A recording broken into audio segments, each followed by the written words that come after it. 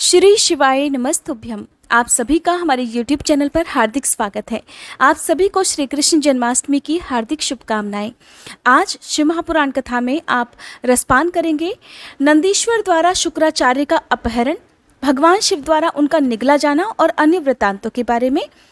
आपको मैं बता दूं कि आप हमारे चैनल पर आज जन्माष्टमी की कथा भी सुन सकते हैं। अगर आपने इन कथाओं को नहीं सुना है तो प्लीज़ ज़रूर सुनिएगा। आज के इस वीडियो के लास्ट में मैं कुछ भक्तों के नाम जरूर लूँगी जिन्होंने लगातार हमारे चैनल पर कमेंट किए हैं। कुछ भक्त ऐसे भी हैं जिन्होंने लगातार कमेंट तो किए हैं, लेकिन उनका नाम मैं वीडियो के शुरू में सबसे पहली वीडियो में बता चुकी थी। सावन मास महात्म्य में भी मैंने उनका नाम बोला था। अगर इस बार आपका नाम मैं लेना भूल जाऊं तो प्लीज़ मुझे क्षमा कीजिएगा, क्योंकि मैंने आपको एक परिवार की तरह मान लिया है, जो नियम से लगातार मेरी हर वीडियोस पर कमेंट करते हैं, अपना प्यार देते हैं। जो लोग नए जुड़े हैं विशेष रूप से मैं उनका आभार व्यक्त करूंगी। तो प्लीज़ इस वीडियो को आप लास्ट में ज़रूर सुनिएगा। आप सभी के कहने पर मैंने शिव महापुराण की कथाएं आगे सुनाना जारी रखा, लेकिन शायद अब आप लोग अपना प्रॉमिस भूल रहे हैं। बहुत कम लोग इन वीडियोस को देखते हैं, लाइक तो बहुत ही कम आते हैं। अगर हो सके तो प्लीज़ वीडियो को लाइक ज़रूर किया करें। और अगर आपके परिवार में आसपास कोई भी ऐसे लोग हों जो शिव पुराण की कथाएँ सुनना पसंद करते हो तो प्लीज़ इन वीडियोज़ को आप शेयर भी किया करें। व्यास जी ने पूछा, हे महाबुद्धिमान सनत कुमार जी, जब वह महान भयंकर और रोमांचकारी संग्राम चल रहा था, उस समय त्रिपुरारी शंकर ने दैत्य गुरु विद्वान शुक्राचार्य को निगल लिया था। ये घटना मैंने संक्षेप में ही सुनी थी। अब आप उसे विस्तार पूर्वक वर्णन कीजिए। पिनाकधारी शिवजी के उदर में जाकर उन महायोगी शुक्राचार्य ने क्या किया था? शंभु की जठराग्नि ने उन्हें जलाया क्यों नहीं? भृगुनंदन बुद्धिमान शुक्र भी तो कल्पांतकालीन अग्नि के समान उग्र तेजस्वी थे। फिर वे शंभु के जठर पंजर से कैसे निकले? उन्होंने कैसे और कितने काल तक आराधना की थी? हे तात, उन्हें जो मृत्यु का शमन करने वाली पराविद्या प्राप्त हुई थी, वह विद्या कौन सी है जिससे मृत्यु का निवारण हो जाता है? हे मुने, लीला विहारी देवाधिदेव भगवान शंकर के त्रिशूल से छूटे हुए अंधक को गणाध्यक्षता की प्राप्ति कैसे हुई? तात, मुझे शिव लीला अमृत श्रवण करने की विशेष इच्छा है, अतः आप मुझ पर कृपा करके वह सारा वृतांत पूर्ण रूप से वर्णन कीजिए। तब श्री ब्रह्मा जी कहने लगे। अमित तेजस्वी व्यास जी के इन वचनों को सुनकर सनत कुमार शिव जी के चरण कमलों का स्मरण करके इस प्रकार कहने लगे। मुनिवर, भगवान शंकर के प्रमथों की जब अत्यंत विजय होने लगी, तब अंधक घबराकर शुक्राचार्य जी की शरण में गया और फिर उसने गिड़गिड़ाकर मृत संजीवनी विद्या के द्वारा मरे हुए असुरों को जीवित करने की प्रार्थना की। इस पर शुक्राचार्य ने शरणागत धर्म की रक्षा करना उचित समझा। फिर तो वे युद्ध स्थल में गए और आदर पूर्वक विद्या के स्वामी शंकर जी का स्मरण करके एक एक दैत्य पर मृत संजीवनी विद्या का प्रयोग करने लगे। उस विद्या का प्रयोग होते ही वे सभी दैत्य दानव वीर एक साथ ही हथियार लिए हुए इस प्रकार उठ खड़े हुए मानो अभी सोकर उठे हों। जैसे पूर्णतया अभ्यस्त किया हुआ वेद, समर भूमि में बादल और श्रद्धा पूर्वक ब्राह्मणों को दिया हुआ धन आपत्ति के समय तुरंत प्रकट हो जाता है, उसी प्रकार वे उठ खड़े हुए। शुक्राचार्य के संजीवनी प्रयोग से जब बड़े बड़े दानव जीवित होकर प्रमथों को बुरी तरह मारने लगे, तब प्रमथों ने जाकर प्रमथेश्वर शिव को ये समाचार सुनाया। तब शिवजी ने कहा, हे नंदिन, तुम अभी तुरंत ही जाओ और दैत्यों के बीच से द्विज श्रेष्ठ शुक्राचार्य को उसी प्रकार उठा लाओ जैसे बाज लवा को उठा ले जाता है। सनत कुमार जी कहते हैं, महर्षि, वृषभ ध्वज के ऐसा कहने पर नंदी सांड के समान बड़े जोर से गरजे और तुरंत ही सेना को लांघकर उस स्थान पर जा पहुँचे जहाँ भृगुवंश के दीपक शुक्राचार्य विराजमान थे। वहाँ समस्त दैत्य हाथों में पाश, खड्ग, वृक्ष, पत्थर और पर्वतखंड लिए हुए उनकी रक्षा कर रहे थे। ये देखकर बलशाली नंदी ने उन दैत्यों को विक्षुब्ध करके शुक्राचार्य का उसी प्रकार अपहरण कर लिया जैसे शरभ हाथी को उठाकर ले जाता है। महाबली नंदी द्वारा पकड़े जाने पर शुक्राचार्य के वस्त्र खिसक गए, उनके आभूषण गिरने लगे और केश खुल गए। तब देवशत्रु दानव उन्हें छुड़ाने के लिए सिंहनाद करते हुए नंदी के पीछे पीछे दौड़े और फिर जैसे मेघ जल की वर्षा करते हैं उसी तरह नंदीश्वर के ऊपर वज्र, त्रिशूल, तलवार, फरसा, बरैठी और गोफन आदि अस्त्रों की उग्र वृष्टि करने लगे।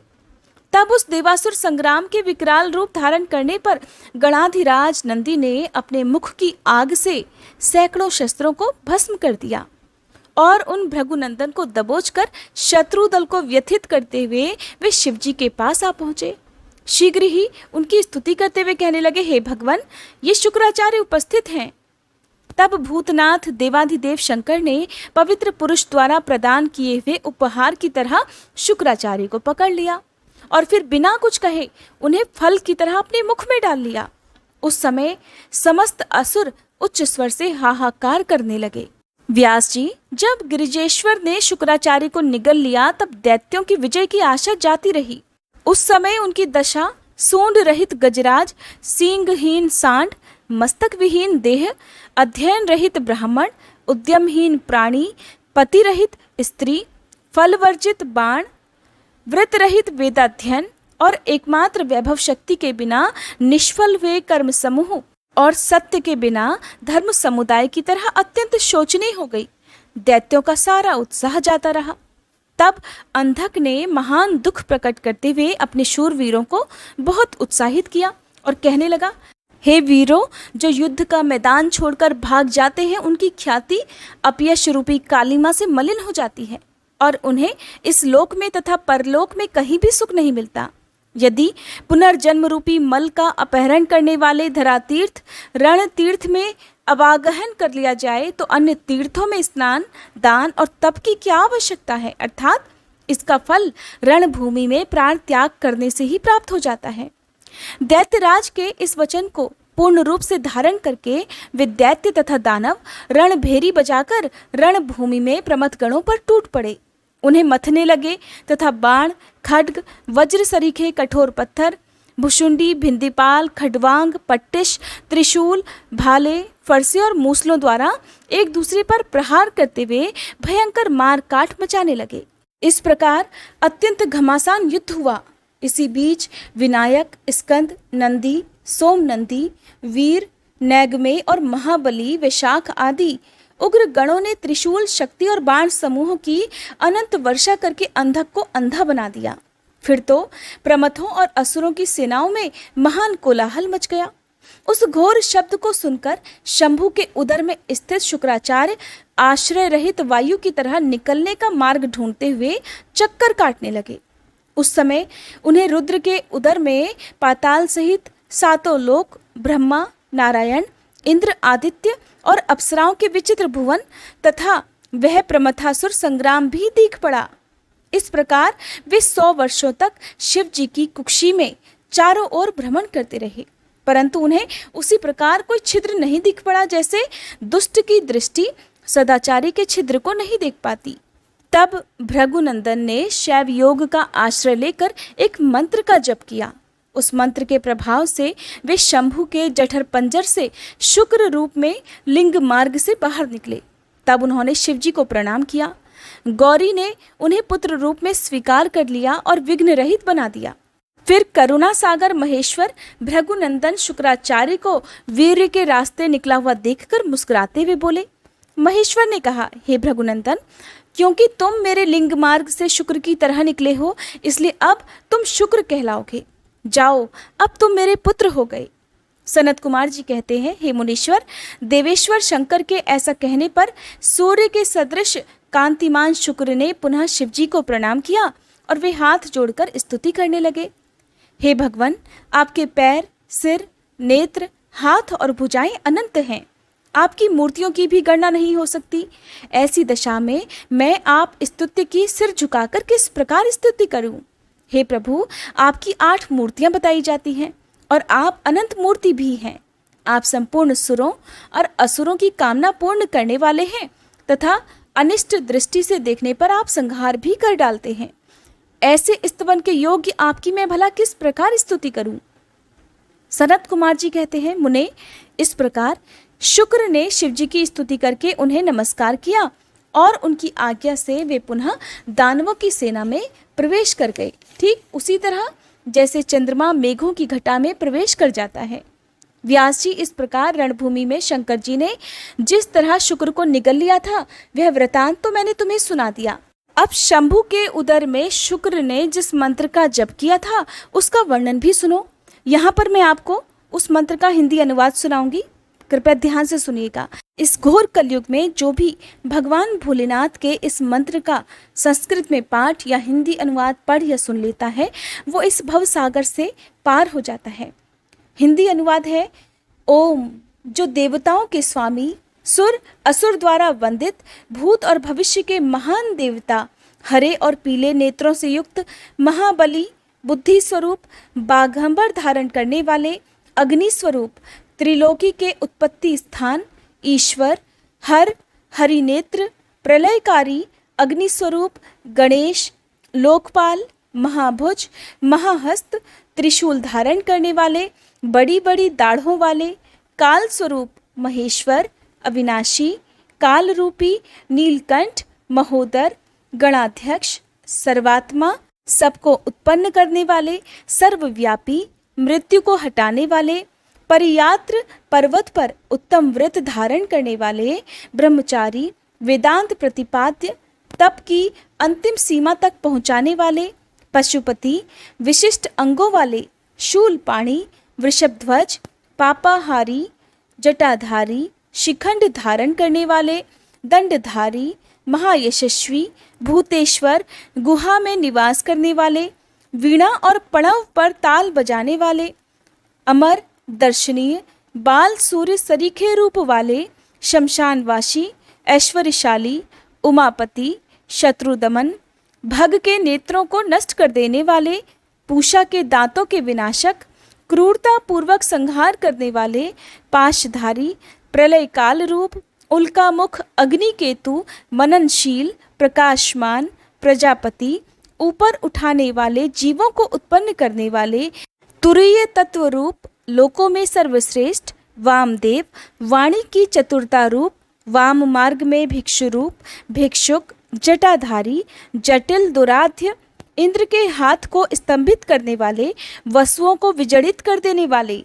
यज्ञ स्वरूप, यज्ञकर्ता, काल, मेधावी, मधुकर, चलने फिरने वाले, वनस्पति का आश्रय लेने वाले, वाजसन नाम से संपूर्ण आश्रमों द्वारा पूजित, जगत धाता, जगतकर्ता, सर्वांतर्यामी, सनातन, ध्रुव, धर्माध्यक्ष, भूः भुवः स्वः, इन तीनों लोकों में विचरने वाले, भूत भावन, त्रिनेत्र, बहुरूप, 10,000 सूर्यों के समान प्रभाशाली, महादेव, सब तरह के बाजे बजाने वाले, संपूर्ण बाधाओं से विमुक्त करने वाले, बंधन स्वरूप, सबको धारण करने वाले, उत्तम धर्म स्वरूप, पुष्पदंत, विभाग रहित, मुख्य रूप, सबका हरण करने वाले, स्वर्ण के समान दीप्त कीर्ति वाले, मुक्ति के द्वार स्वरूप, भीम तथा भीम पराक्रमी है, उन्हें नमस्कार है, नमस्कार है, नमस्कार है।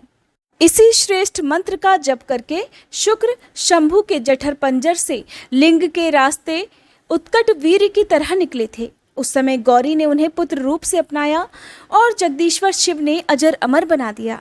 तब वे दूसरे शंकर के समान शोभा पाने लगे। 3000 वर्ष व्यतीत होने के बाद वे ही वेद निधि मुनिवर शुक्र पुनः इस भूतल पर महेश्वर से उत्पन्न हुए। उस समय उन्होंने धैर्यशाली और तपस्वी दानवराज अंधक को देखा। उसका शरीर सूख गया था और वह त्रिशूल पर लटका हुआ परमेश्वर शिव का ध्यान कर रहा था। वह शिव जी के 108 नामों का स्मरण कर रहा था। परमात्मा शिव के 108 नामों का ध्यान करने से वह दानव उस महान भय से मुक्त हो गया। उस समय प्रसन्न हुए जटाधारी शंकर ने उसे मुक्त करके उस त्रिशूल के अग्रभाग से उतार लिया और दिव्य अमृत की वर्षा से अभिषिक्त कर दिया। फिर महात्मा महेश्वर उसने जो कुछ भी कहा था, जो कुछ भी किया था, उस सभी का सांत्वना पूर्वक वर्णन करते हुए उस महादैत्य अंधक से बोले। ईश्वर ने कहा, हे दैत्येंद्र, मैं तेरे इंद्रिय निग्रह, नियम, शौर्य और धैर्य से अत्यंत प्रसन्न हूँ। अतः सुव्रत, अब तू कोई वर मांग ले। दैत्यों के राजाधिराज, तूने निरंतर मेरी आराधना की है, इससे तेरा सारा कलमश धुल गया है। अब तू वर पाने के योग्य हो गया है, इसलिए मैं तुझे वर देने के लिए आया हूँ।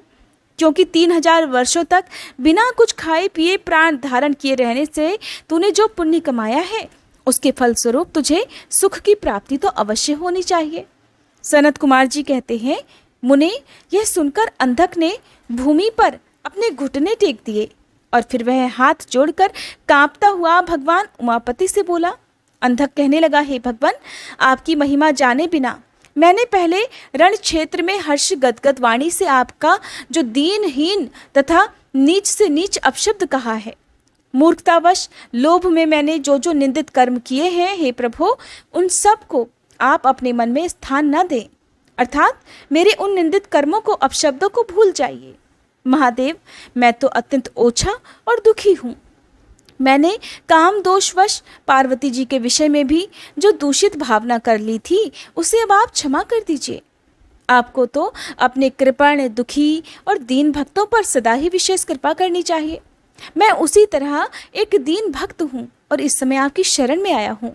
प्रभु देखिए, मैंने आपके सामने अंजलि बांध रखी है, अब आपको मेरी रक्षा करनी चाहिए। ये जगत जननी पार्वती देवी भी मुझ पर प्रसन्न हो जाए और सारे क्रोध को त्याग कर मुझे कृपा दृष्टि से देखें। चंद्रशेखर, कहाँ तो इनका भयंकर क्रोध और कहाँ मैं तुच्छ दैत्य। हे चंद्रमौली, मैं किसी प्रकार उसको सहन नहीं कर सकता।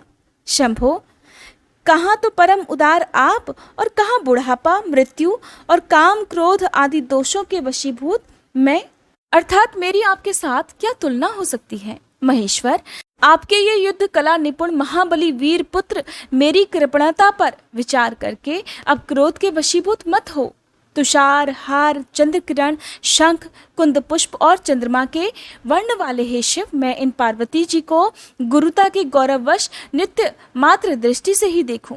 मैं हमेशा आप दोनों का भक्त बना रहूं। देवताओं के साथ होने वाला मेरा बैर भी दूर हो जाए और मैं शांत चित्त होकर योग चिंतन करता हुआ अपने गणों के साथ निवास करूं। हे महेशान, आपकी कृपा से मैं उत्पन्न हुए इस विरोधी दानव भाव का पुनः कभी स्मरण न कर सकूं। यही उत्तम वर मुझे प्रदान कीजिए।